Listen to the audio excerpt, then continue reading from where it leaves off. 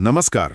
आज हम एक ऐसी घटना पर बात कर रहे हैं जिसने हाल ही में 22 जून 2025 को पूरी दुनिया का ध्यान खींचा है।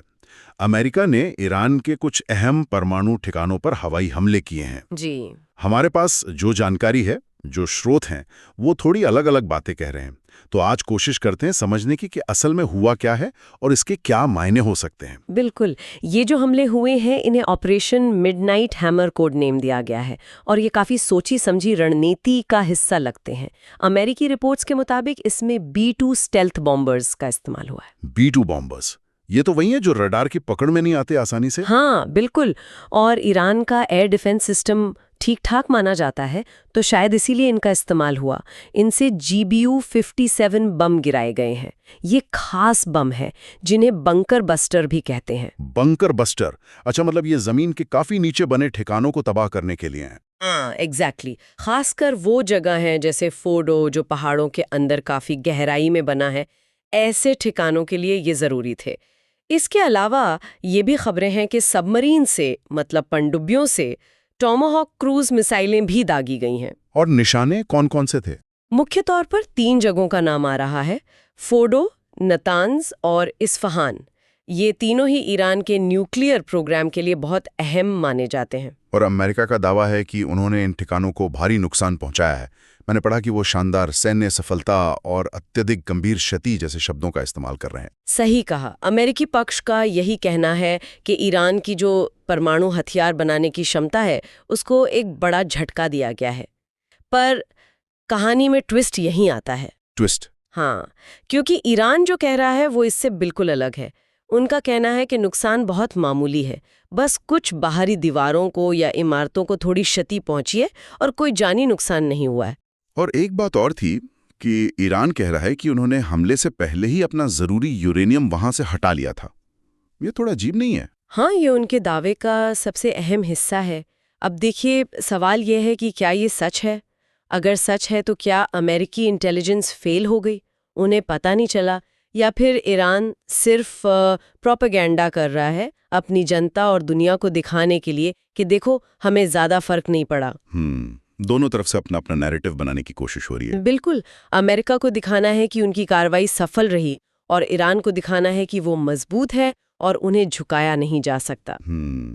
और ये सब कुछ ऐसे समय में हो रहा है जब इजराइल और ईरान के बीच पहले ही से माहौल बहुत खराब है। 13 जून से तो सीधी मिलिट्री कार्रवाई चल रही है दोनों के बीच। निश्चित तौर पर ये जो अमेरिकी हमला है ये उस बड़े संघर्ष का ही एक हिस्सा है और ये पहली बार है कि अमेरिका ने इस कॉन्फ्लिक्ट में सीधे ईरान के ज़मीन पर हमला किया है। साफ तौर पर ये इजराइल के साथ मिलकर कोऑर्डिनेशन में किया गया एक्शन लगता है। तो मतलब अमेरिका अब सिर्फ इजराइल का समर्थन नहीं कर रहा बल्कि सीधे मैदान में उतर आया है ईरान के खिलाफ। ऐसा ही लगता है और इससे जाहिर है इस पूरे संघर्ष का दायरा और इसकी गंभीरता दोनों ही बहुत बढ़ गए हैं। दुनिया भर से इस पर क्या रिएक्शंस आ रहे हैं? चिंता तो बढ़ी होगी। बहुत ज़्यादा। रूस ने तो बहुत सख्त बयान दिया है। उन्होंने कहा है कि अमेरिका ने पेंडोरा का बक्सा खोल दिया है, मतलब ऐसे हालात बना दिए हैं जो काबू से बाहर हो सकते हैं और जिनका अंजाम बहुत बुरा हो सकता है। उन्होंने परमाणु युद्ध टालने के लिए भी कहा है। और ईरान की तरफ से क्या प्रतिक्रिया है? ईरान ने इसे अंतर्राष्ट्रीय कानून का खुला उल्लंघन बताया है और बदला लेने की धमकी दी है। उनकी सेना हाई अलर्ट पर है और सबसे चिंता की बात, उन्होंने हॉर्मुज़ जल डमरू मध्य को बंद करने की धमकी दी है। हॉर्मुज़ जल डमरू मध्य? ओह, ये तो वही संकरा समुद्री रास्ता है जहां से दुनिया का काफी सारा तेल। हाँ, लगभग 20 से 25% कच्चा तेल यहीं से गुजरता है। अगर ईरान इसे बंद करता है तो ग्लोबल ऑयल मार्केट में भूचाल आ सकता है, कीमतें बहुत ऊपर जा सकती हैं। तो बाकी देश क्या कह रहे हैं? संयुक्त राष्ट्र, यूरोपियन यूनियन, चीन? ज्यादातर देश और संगठन जैसे UN, EU, चीन, ब्रिटेन, ऑस्ट्रेलिया सब यही कह रहे हैं कि दोनों पक्ष संयम बरते, बातचीत करें, तनाव कम करें। अमेरिका के अंदर क्या माहौल है वहां? तो इस पर एक राय नहीं होगी? नहीं, बिल्कुल नहीं। वहाँ काफी बटा हुआ रिएक्शन है। कई रिपब्लिकन नेता इसे जरूरी कदम बता रहे हैं, कह रहे हैं कि ईरान को रोकने के लिए निर्णायक कार्रवाई थी। और डेमोक्रेट्स? कई डेमोक्रेट्स इसकी आलोचना कर रहे हैं। उनका कहना है कि ये असंवैधानिक है क्योंकि कांग्रेस से मंजूरी नहीं ली गई, और कुछ लोग सवाल उठा रहे हैं कि ये हमला कितना प्रभावी रहा, खासकर ईरान के उस दावे के बाद कि उन्होंने यूरेनियम हटा लिया था। तो अब आगे क्या हो सकता है? क्या लगता है, ईरान वाकई जवाबी कार्रवाई करेगा? ईरान ने धमकी तो दी है।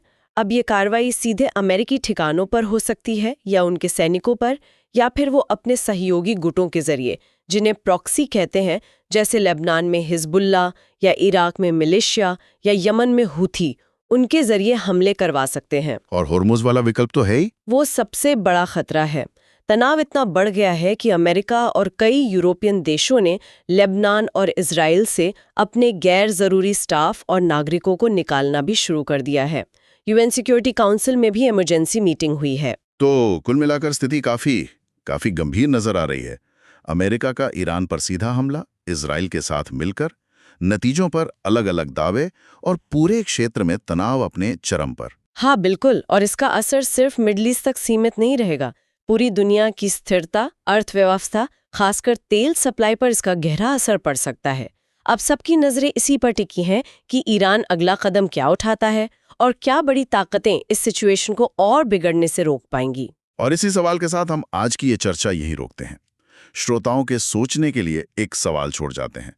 ये जो अलग-अलग दावे हैं, इतना ज्यादा तनाव है और गहरा अविश्वास है, क्या ऐसे माहौल में डिप्लोमेसी मतलब कूटनीति के लिए कोई गुंजाइश बची है, या ये क्षेत्र सचमुच एक बड़े टकराव की तरफ बढ़ रहा है?